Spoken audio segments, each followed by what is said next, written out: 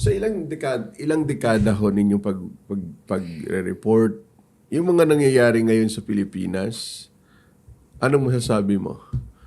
Paulit-ulit lang? Recycled? What? Parang ano ba?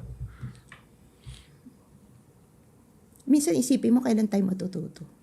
O lagi na lang, kailangan, kawawa naman Pilipinas. Di ba?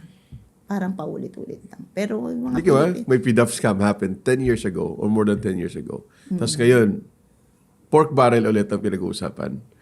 Hindi, budget. Hindi Budget. barrel. But Budget yun nga, insertions. budget insertions are technically pork. Di naman yan. Di ba? Minsan nakakadismaya. Di ba? Na paulit-ulit tayo, you never learn.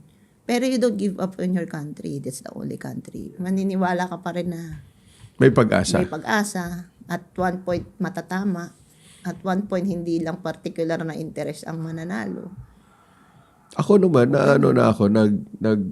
nalulungkot na ako na nauungusan na tayo ng mga kapitbansa natin. Nalulungkot ako na itong nangyayari sa bansa natin. Ito yung papamana ng generation na to sa susunod na generation.